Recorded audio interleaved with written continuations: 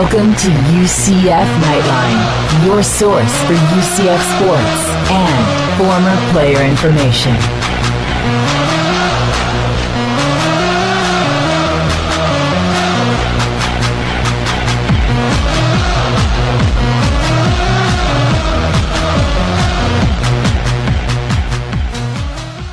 Hello, Night Nation. This is Andrew Phegley coming to you from the 1148 studios, and this is episode number 32 of the UCF Knightline podcast. And in the room next to me is Trylko. Hello, everyone. Alrighty. This weekend was a heck of a week for UCF sports. There was lots and lots of action. There was basketball action. There was baseball action. There was softball action. There could have been even more sports that I don't even know of yet. But there were lots and lots and lots of UCF sports. So we're going to jump right into it. But later on, we are going to talk to Bo Schneider. Bo who? Bo Schneider. He is the 2015 quarterback recruit from the 2015 recruiting season. And a nice guy. And I think folks are going to enjoy hearing how he chose UCF. Absolutely. It is pretty cool. Because he chose UCF. Yeah, I like how that's phrased. Exactly. Strong start for your number 15 UCF baseball Knights. Big weekend series with Ole Miss, number 18. Friday night, UCF rallies from a 4-0 deficit. Jamarcus Woods with the walk-off. Saturday got dashed by rain. And then, how about this one? Doubleheader on Sunday. Breakfast with the Knights. 9 a.m. start time, 7-inning game. Cree Frinfrock. Love that name. One of the college baseball websites named him best name in college baseball this season. UCF wins the first game. However, they dropped that second game. Still, UCF off to its best start ever, was the 10-0, now 10-1.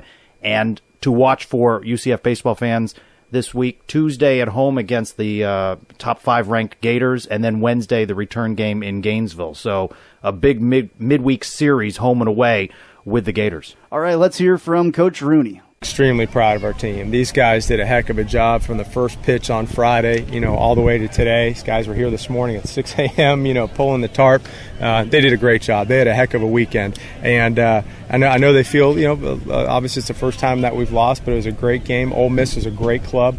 They have an outstanding team, and they played very well, and they played a little bit better than us today in the second game. But I'll tell you what, I couldn't be prouder of a group of guys. These guys played every single pitch. They played as hard as they possibly could. There's a lot of clutch hitting, pitching, clutch performances just throughout the entire weekend. Couldn't be prouder of their effort. Coming up in just a few moments, we sit down with Colin Bell, the beat reporter for the Central Florida Future, who covers the Knights and covered them last season. He'll be talking more about what looks like could be a very promising season for UCF. 10-1, ranked 15th, and we'll see if they climb in the polls this week. Okay, and not so promising is UCF basketball. UCF basketball lost to ECU 71-66 the other night. And lost a couple of days before that at Cincinnati. Right. So it's been a very up and down, mostly down year for UCF basketball. The other night was Casey Wilson and Miles Davis's last game at home. It was senior night. Those guys, I hate to see them go. I think Casey's really come on this year. He's a good guy, and I really would have liked to seen a win for them. Well, disappointing. A 6-point advantage at half, up 31-25. East Carolina goes on a run to start the second half. If there's been something noticeable about this year's Knights team, is that they have these runs against them coming out of a half, and they stumble around a little bit, but still they led. They led by a couple of points with a couple of minutes to go and let it get away. They let it get away. Adonis Henriquez was the top scorer with 14 points, followed by B.J. Taylor with 10. Let's hear from Donnie Jones. First of all, obviously, just want to thank Casey Wilson and Miles. Those guys have been huge for our program. I know it was a tough loss for those guys, especially being seniors, their last game here at home, and obviously a disappointing loss. But I want to make sure we give those guys credit for what they've done for our school and obviously done for our program. And I know we still got some more games to play here, but obviously this is their last night here, and it was a good way to honor them before the game. And so I want to make sure I mention that. But obviously, tonight we just didn't play down the stretch like we needed to. Defense has been the thing we've struggled with the last several games. I thought we played pretty good against Memphis, but Cincinnati in this game here right now, it's just we have not done a great job on the defensive end, and that's what sets the tone. And sometimes young kids don't understand the grind and the grit that you got to continue to compete with. And I thought we gave up way too many points in the paint, 38 tonight in the paint. It's a plus 14 difference. We turned the basketball over 13 times against, or 14 times against zone for 21 points. It's going to be really hard to win games. But I know tonight, there were some good efforts tonight from some guys. I thought that Shaheed Davis, gave us some good minutes here off the bench. He's continued to play a little bit better, which is encouraging. And you know what? This one hurts.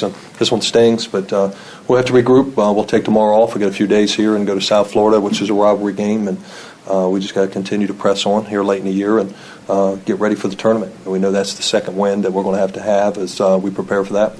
Now, with that loss, UCF fell to 5-12 in AAC play, 12-16 overall. Have an opportunity, though, to sweep the hated Cows from Tampa on Wednesday in the regular season finale. What will be interesting, Andrew, to watch is where UCF finishes in the seeding. They could see East Carolina again.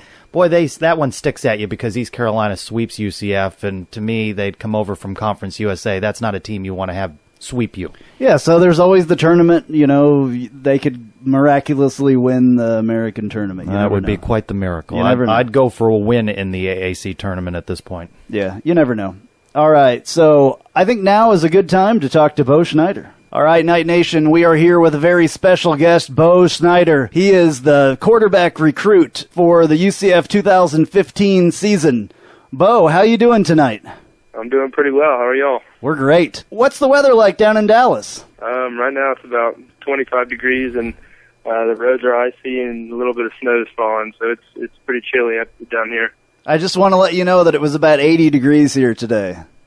So that's the weather I like to play in. Yeah, the weather is waiting for you. I read someplace that you approached UCF about coming to UCF and for them to look at you to recruit you. Yeah, that's correct. I emailed UCF a couple times, just kind of early in the recruiting process, and I didn't hear much back from them. And then finally, Coach Zoe, he followed me on Twitter, and I followed him back, and we talked on the phone. And eventually, about a week later, after Coach and I talked, Coach Key came down and he watched me throw. And then a couple days after that, they offered me. That's kind of how it all went down. And where did you hear of UCF? I mean, had you seen a game, or had you known about UCF? Where did it come into your head that you wanted to go to UCF or wanted to even approach UCF?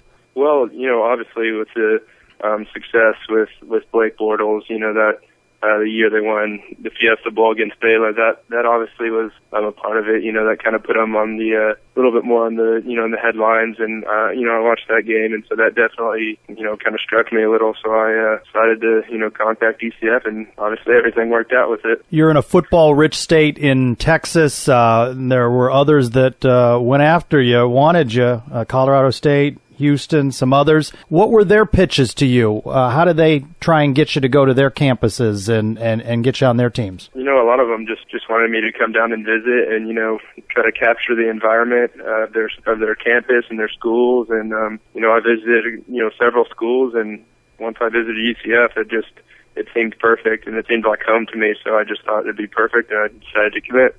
Talk about your first visit to UCF when you saw the campus. What was that experience like? It was awesome. First time I visited, it was great weather. All the coaches were awesome. They were very friendly, all that kind of stuff, and it seemed perfect. All the facilities were perfect. Everything just lined up perfectly, and it just seemed perfect for me, so I pulled the trigger. What's your coach like at your high school at Jesuit? Is he kind of a hard-nosed guy, or is he like a friendly guy? What's he like? He's kind of a hard-nosed guy, but, he can be either way, but definitely on the football field, he's a hard-nosed guy for sure. Coach O'Leary, he's kind of a hard-nosed guy, but he puts a lot of good, talent, towards the NFL and all those things. Are you looking forward to playing with a guy like him, and what was your experience with him? Because I know he's visited you down there in Dallas. Yeah, I'm totally excited to play for Coach O'Leary. One of those traditional, hard-nosed coaches. A lot of times that's the way you win ball games, and obviously he's doing it right now. So I'm really excited to have him as my coach. And then first time I met Coach O'Leary was on my first visit. I talked to him in his office, and it was a great visit. And then eventually Coach O'Leary and Coach Key both came to my house for an in-home visit, and we sat and ate lunch and talked a little, and it was a really good visit. Talk a little bit about your career at Jesuit. What has been the season's been like and your success on the field for your team? I started, my first year on varsity was my junior year, and we made it to the third round of the playoffs. That was the farthest my school has ever gone in playoffs, our school history, so that was obviously a great thing for our school, and, to make history like that. Senior year, obviously it started again, and we went to second round and lost, but it was, a great season as well. Now, is Jesuit a large school, or is it it's a small private school, or what kind of a school is it? It's a private school, all boys, about 1,200 students. So what division do they play in Texas sports? Jesuit plays in the highest division, 6A, in Texas, so even though we're a private school, we still play in the highest classification of football. Now, academically, have you thought about a major? What's your area of interest? I really haven't completely decided, but I'm thinking either business or some type of sports management, but I haven't completely decided yet. And when you've seen the quarterback competition at UCF, Justin Holman having a very good first full year, what do you think of the quarterback situation at UCF, and what do you think you're coming into? What do you think your chances are of making an impression? Well, first of all, at any school I go to, there's obviously going to be some type of competition. So, there's no way of getting around that. So I'm totally open to compete, and, I plan on competing as hard as I can and doing whatever I can to help the team. And, I trust Coach O'Leary and Coach Keys. I trust them as coaches, and I know they'll make the right decision for the team. What do you tell UCF fans who know about your success and the interest that you've had in the program? Through the Knightline podcast here, you have an opportunity to talk directly to our fan base. What do they need to know about Bo Schneider coming to UCF? One main thing is they need to know that I'm just going to work as hard as I possibly can at all times, and I'm going to do whatever I can to help this team succeed and to win football games. That's my main goal. Coming to UCF, I want to win championships. That's my main goal, and I'm going to do whatever I can to do that, and I'm going to work very hard to try to do that. Who's your favorite NFL team? Coming from Dallas, I love watching the Cowboys, but I really enjoy watching Peyton Manning and Tom Brady. I don't necessarily love the team, but I love those guys, so I love, watching them as quarterbacks. So those guys are probably my favorite, guys to watch. So do you kind of style yourself after those guys? Would those be your role models as far as type of player? Definitely. I think Tom Brady and Peyton Manning, those two guys are definitely guys that I try to, model myself after, and I think, obviously they've done a great job of it, and so to me, they're great models for me. You talk about Blake Bortles catching your attention. How do you compare to a UCF fan favorite in Blake Bortles, now at Jacksonville? I think physically we match up pretty close. Obviously, Blake's a great player, and I'm going to, work as hard as I can to become as good as him. And he worked hard, and he still does, and that's how I plan on, succeeding at UCF. And when you chose UCF, what do your family and friends say? Of course, UCF is becoming more of a national brand, but in Texas, you've got a lot of programs that folks grow up knowing. When you say UCF, what's their reaction? It's kind of in between. Some people ask, who's UCF? Some people don't even know, and some people are like, oh, UCF, Blake Bortles. I've heard about them, and obviously my family is very supportive, and they let me make my own decision. But they're just excited as I am, to get on campus and go to UCF. UCF fans, the long history of the program, it was Dante Culpepper for so long, and now Blake Bortles is that name. A couple of years from now, fans could be putting Bo Schneider on that same list. How does that feel? That's the goal. Hopefully that I can have great success at UCF, and I'm going to work my tail off as hard as I can, to get there. So hopefully that'll end up happening. We hope so too. What kind of offense did you play in down there in Texas? It was completely spread, 100%. So I was never under center, which is kind of different. But I've been really working hard on, taking snaps under center and some of the footwork stuff under center and all that kind of stuff. So I've really been working hard with that. Obviously, you've been able to watch UCF quite a bit on, TV, and is it an offense that you're looking forward to run? It's pretty much going to be Brent Key's offense, but I'm sure that it's going to be a lot like what you've seen already. Is it something that you're looking forward to, or would you feel comfortable playing in that offense? Absolutely. I think the offense fits me perfectly. I've talked to Coach Key a lot, obviously, and he he seems to think the same thing, and I even with the stuff I'm not as familiar with, I'm going to work very hard with it and try to do my best to, succeed at it. So I think the offense really matches up my body type and everything quite perfectly. Is there anybody in the recruiting class along with you that you're really excited to play with? Obviously, especially as a quarterback, Tristan Payton, we got several other good receivers. That's obviously a plus. One of those big-time recruits that picks UCF, that's huge. So he's definitely one of the guys who I look forward to playing with. You're very strong on social media with Twitter. You've been a big advocate for UCF. What's the reaction you get from fans and those that interact with you via social media? Pretty supportive, I guess.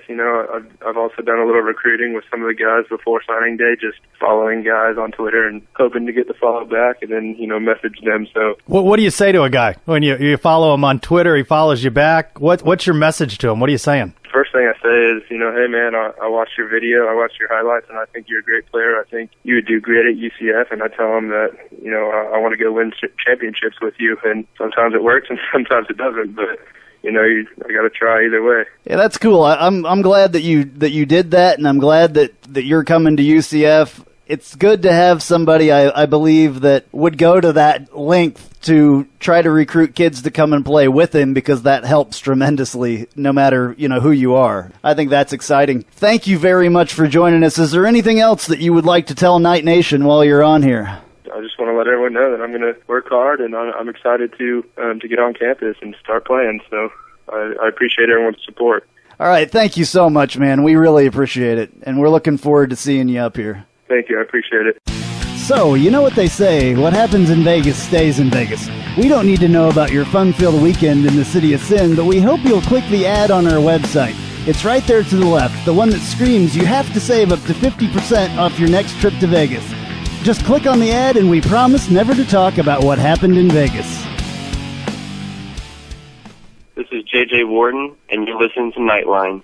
So the interesting tidbit about Bo Schneider is that school wraps up. He comes down to UCF from Texas, gets into Summer A, goes back to Texas where he will participate in his graduation. So a lot of exciting things happening for Bo Schneider, and we're looking forward to seeing him as part of Knight Nation. Absolutely, for sure. I cannot wait for football to happen. It's on its way for spring football, so we are almost there.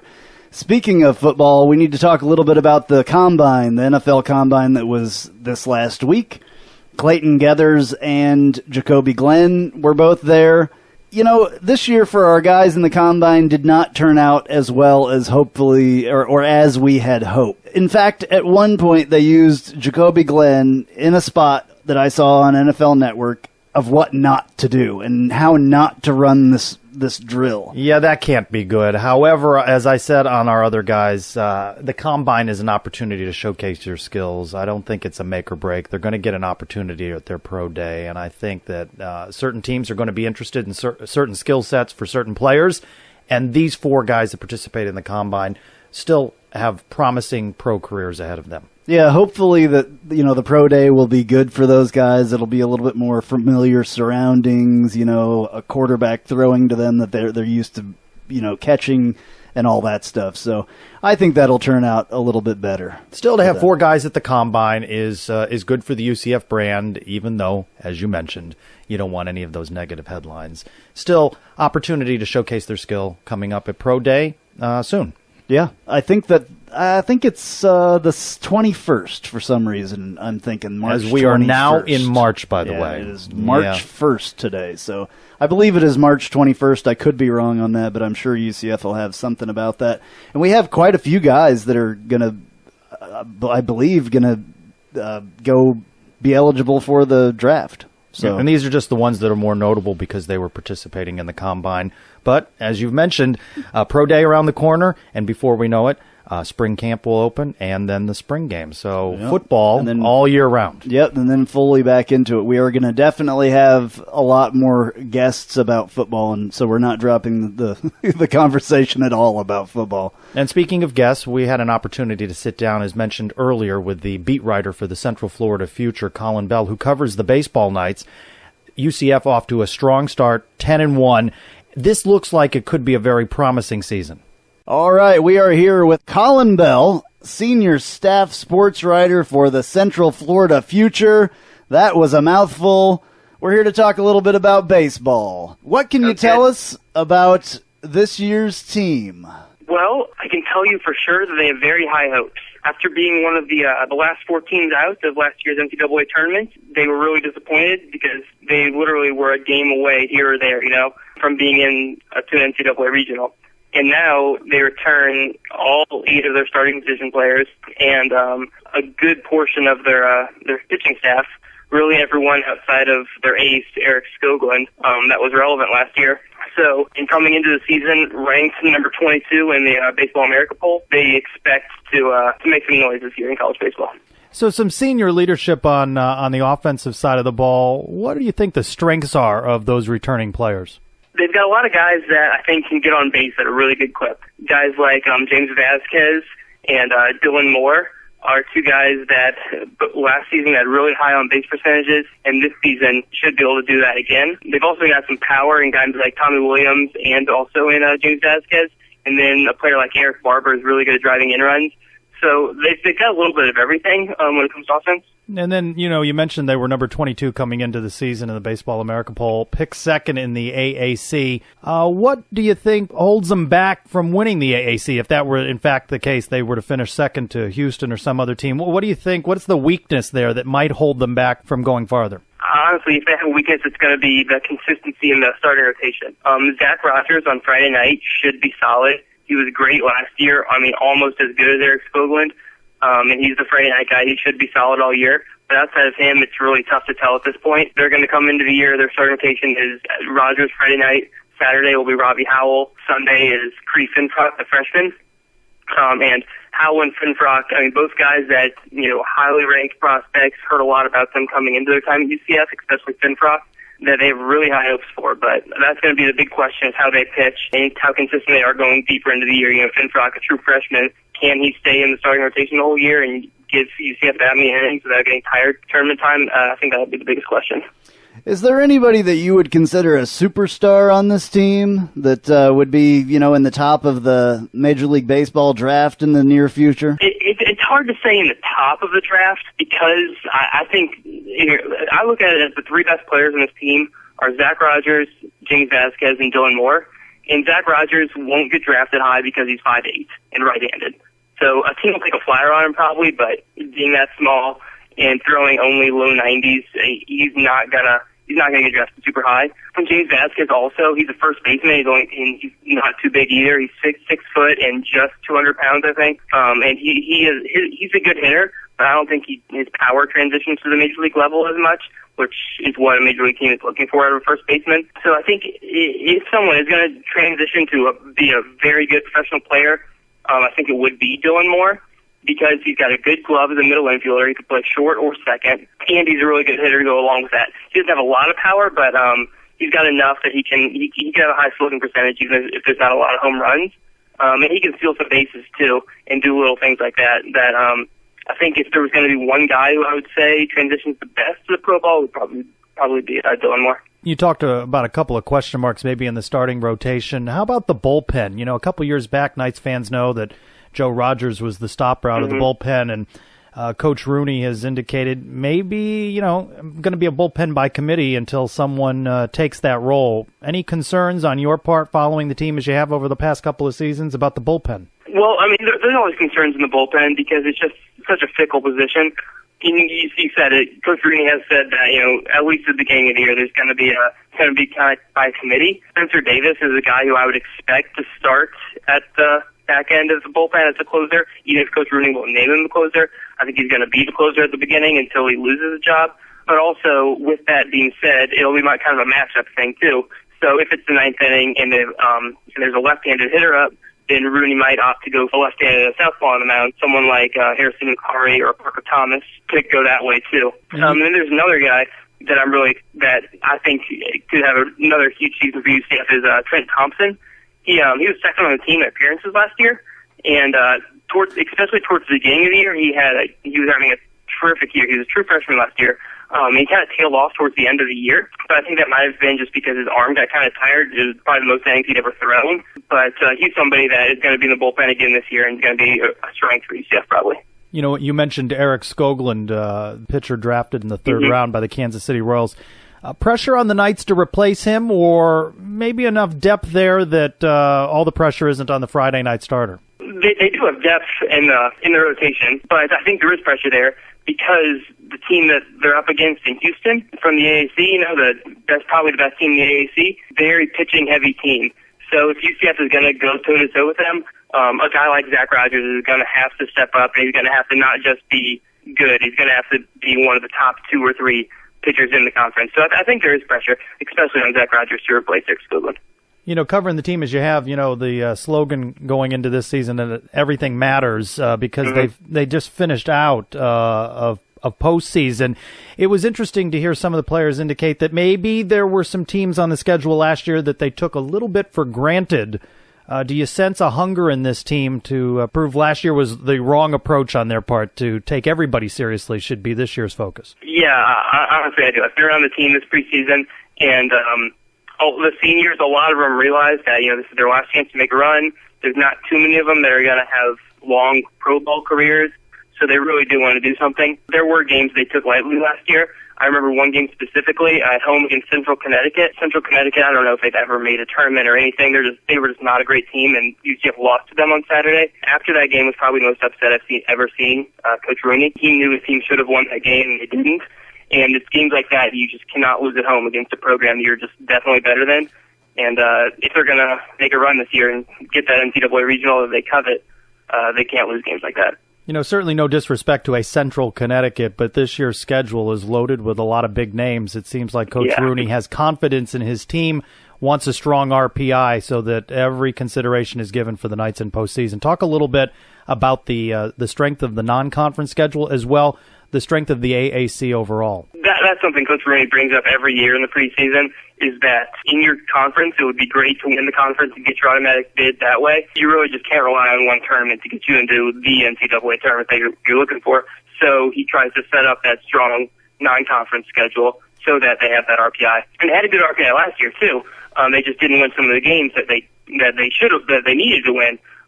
Games like when they were at Ole Miss last year, they lost. But this year, they play Florida State, 2 games at Florida State early in the season. That'll be a very big game because Florida State is another team that's ranked, but they're, at least in the Baseball America poll, they're 21 and UCF is 22. So a lot of people around the country think that UCF is right there with these kind of teams. Then they play Florida later in the year. Florida is always a quality program. And then in terms of conference, it's really them and Houston are definitely the 2 best teams in this conference. But Tulane, East Carolina, the two teams they got added to. Tulane got added to the AAC this year. They're not up there with ranked Houston and UCF right now. They're a quality program. Those Tulane games are on the road, and they're games that UCF will need to win. This is head coach Terry Rooney's 7th season. If you had to give him a grade of how he's done with this team in the time that he's been here, what would you say about that? They have made NCAA tournaments, and they've had some talented rosters. Because as far as my money goes, that is in any college athletics, your main job is recruiting. Because with the strict practice schedules and stuff like that, where you can't coach so much in the off season, players are what is going to win you. The big games, the bowl games, the tournaments, things like that. And it seems like Rooney kind of goes through a lot of ups and downs with his recruiting. Like in 2012, they had a lot of very good seniors, but then 2013, 2014, they had a lot of sophomores and juniors starting. But then back to this year, 2015, they've got a lot more seniors, so they're a very good team again. And now if you look at the roster, there's a couple sophomores, Eugene Vasquez, Matt DiOrio, that are solid, but really outside of the seniors, the strength of this team is in the freshmen. I look at it as he's had very good teams every few years, and he's made the NCAA tournament a few times. He made it back-to-back years in 2011, 2012, but they're not at the point yet where they want to be, where they're not just competing, but in the NCAA tournament and looking beyond that to make noise in the tournament every single year. So I would say 10 years has been a success, but how much of a success, it's really hard to say. I don't know if I could give him a grade off the top of my head. That was kind of a difficult question. I'm sorry, but I just, Okay. So he's had 4 top 40 national ranked recruiting classes in the last couple of years, and I think that's what you were kind of saying there. Mm-hmm. But, hopefully this class, like you were saying, the freshmen are strong down at the younger people are strong, and maybe that'll go for the future. So I think that that's a good thing. Also, he won the 2014 Coach of the Year last year. Why did he win that? I mean, what's the explanation for the reason that he won Coach of the Year last year? Honestly, I think it's because last year they had 24 incoming players last year between freshmen and JUCO transfers, and getting that many new players to play as a team immediately was Coach Rooney's job, and he did it to them winning the regular season AAC title. So I think that is probably why he won, because he got those players to play together so quickly. And as we wrap up, to put you under the spot a little bit more, if you had to go out on that limb, make a prediction, what do you see? Do you see him contending there in the AAC, possible AAC title, postseason, NCAA tournament? Guess now, barring injuries, what's your guess? Barring injuries, I do think they get an automatic bid to the NCAA tournament. I think they're good enough this year to win some of those big RPI games, like an at Florida or an at Florida State. They could win some of those games. As far as the AAC, Houston is going to be very tough to beat. That's a very good program. They could do it, but if they're going to do it, they would probably have to take 2 of 3 from Houston in that series.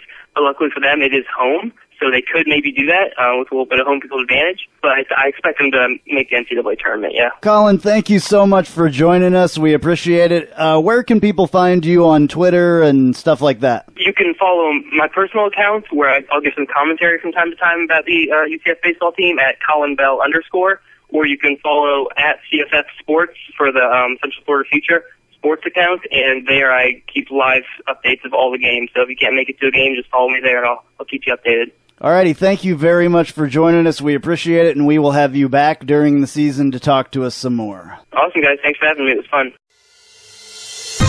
So you travel a lot for work and fun. Have you ever thought about having just a little bit more insurance? TravelX gives you the peace of mind so you can take care of your family and loved ones. Click the link on our webpage. I'm just saying, accidents happen.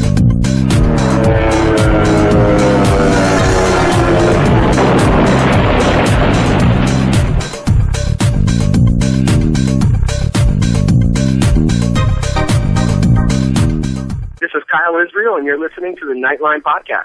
All right, we have an email question this week from Scott, and Scott says, "Hello, guys. Great show this past week. Really enjoyed Brandon Alexander's interview. You have to admire his commitment to our program.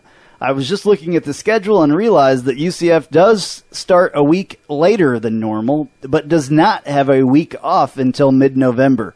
Do you think there's enough depth on this team in 2015 to survive 10 straight weeks of football?" Yeah, Scott, I think that, yes, especially as a former player, if you haven't listened before and you don't know this, I played defensive back at the University of Kansas for 4 years, played a couple of years of semi-pro football after that. As a player especially, you want these bye weeks. They're very important for nursing your small injuries so they don't become a bigger injury. So I think, yes, it's going to be a little bit hard. We don't know what depth that we have. We don't know how what condition these guys are in. They're not in good condition now, I can tell you that. But maybe, during the season you want to be able to peak and all these things. And if you're hurt and you have a list of injuries a mile long where your guys can't be out there playing, then that's where you're going to run into trouble. And that's where we could run into trouble, and I would not be shocked if we did. Well, to Scott's question specifically, do we have the depth?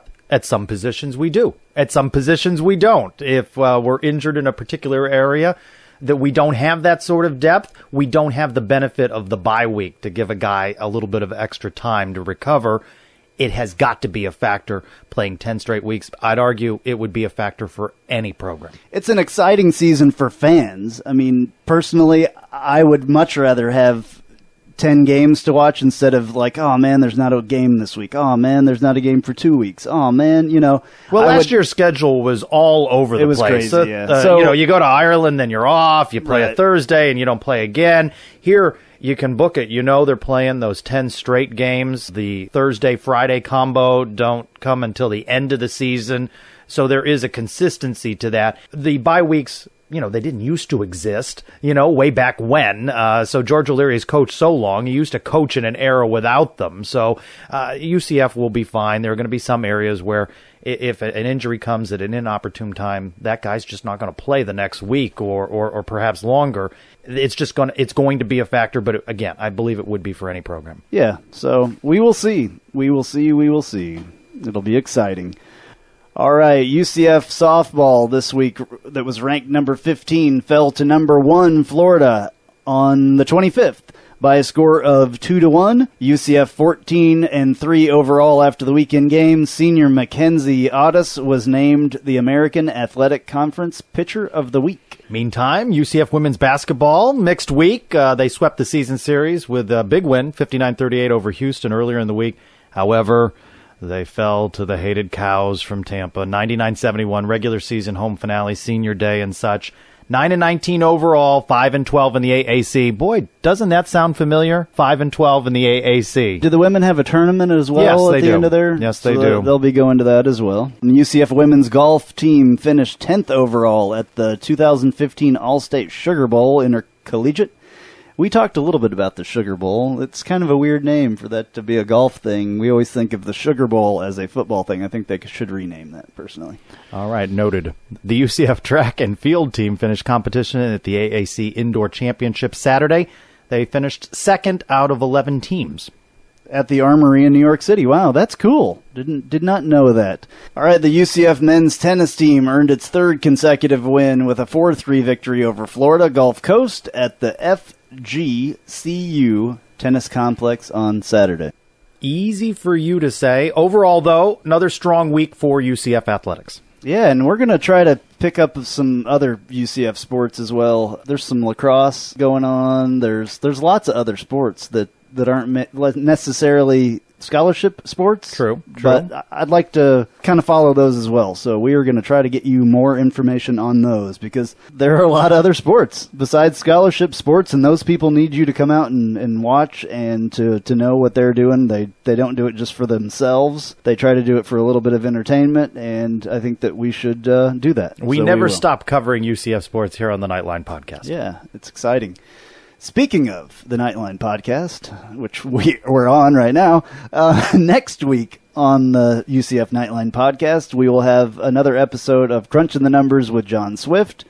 It'll be something about the offense. Not sure which one he's doing. Busy right now. He's crunching. Yeah, he's crunching. It was like I called him earlier and all I heard was clicking. So yeah, he's busy. Yeah, so and then also we will have Quentin Hampton, and he is a linebacker recruit.